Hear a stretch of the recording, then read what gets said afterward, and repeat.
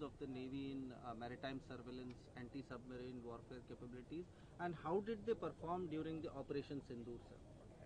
देखिए, MS-60R is a very potent platform, well proven, and we are very happy that we signed the contract for induction of 24 MS-60Rs. Now today is an important day for us and for the Navy, that we have commissioned INAS 335 Ospreys, the first operational squadron. आपको जैसे पता होगा कि एक squadron हमने 2024 मार्च में commission किया था कोचिन में, वो ट्रेनिंग स्क्वाड्रन था.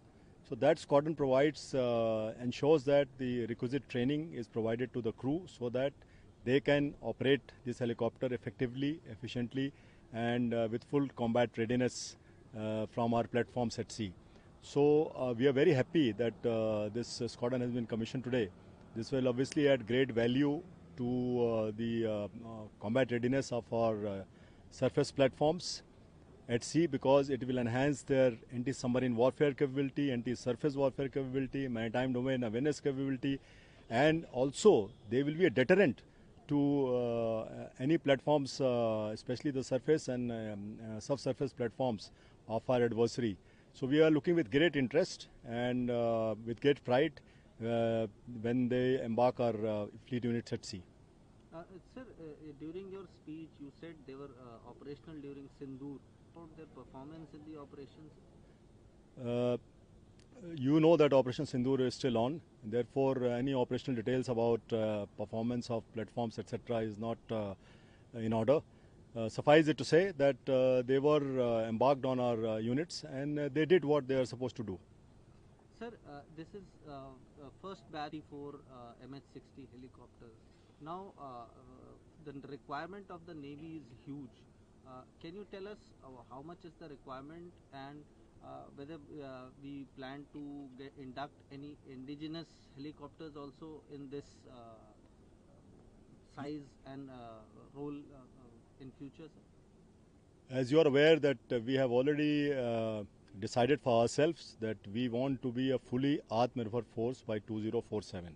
That means all platforms, all weapons, sensors, equipment, everything should be made in India by 2047, and we are actively pursuing that vision of Atmanirbharta in the Navy by 2047.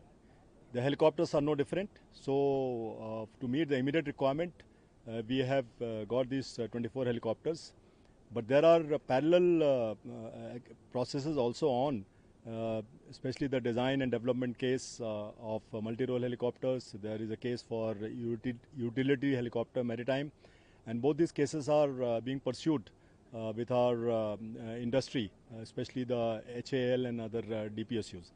So those are the two cases which we are pursuing to meet the long-term goals. There are some timelines which have been indicated to us, which we are studying as to whether those timelines are okay, or we require additional helicopters off the shelf to meet the operational requirements of our Navy. So we are looking at all options which are open, but the desired end state is that everything has to be Atmanirbhar.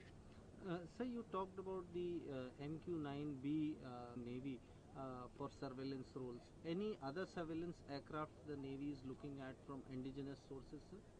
Yes, so like I said, we have a case of 31 MQ-9s, 15 for the Navy and 8 each for Army and Air Force. Their contract was signed last year, and we are looking forward for their induction in say 3 or 4 years' time. Parallelly, we are of course looking at another indigenous case wherein we have teamed up with the Coast Guard for the base aircraft will be C-295, and we want to induct 15 medium-range maritime reconnaissance aircraft, and the Coast Guard wants to induct 9 triple MA aircraft for their role worthiness, whatever they want. So that case is progressing. In addition, we have also are considering to induct 6 more P8Is, because of total requirement is 27. We have gaps in that sense. So we are looking at inducting 6 more. That case is also progressing. Sir, you were recently in Brazil. That during your visit there, we signed a very important tripartite agreement with the Brazilian Navy for the Scorpiones. Can you tell us, is there a possibility? There are other operators of the Scorpion in the region. Is there a possibility that India becomes a hub for friendly foreign nations for submarine repair and other activities? We have got tremendous experience in operating the Scorpions now. The first one was commissioned by Honorable Prime Minister in 2017, as you would know. And the last one was commissioned by him in January of this year. So we have got 6 operational submarines, and we have done a large number of indigenization of component level. So A, maintenance, but B, also repairs. Our shipyard is the base shipyard, that is the Majgaon Docks Limited, but also other shipyards are capable of carrying out maintenance and refits of submarines. So I see no reason as to why we cannot become the hub, the word which you use, for the Scorpions operating countries, and help them and work together with them to ensure that all of us gain from this initiative. Thank you very much, sir. Thanks for Thank talking you. to us. Thank you very much.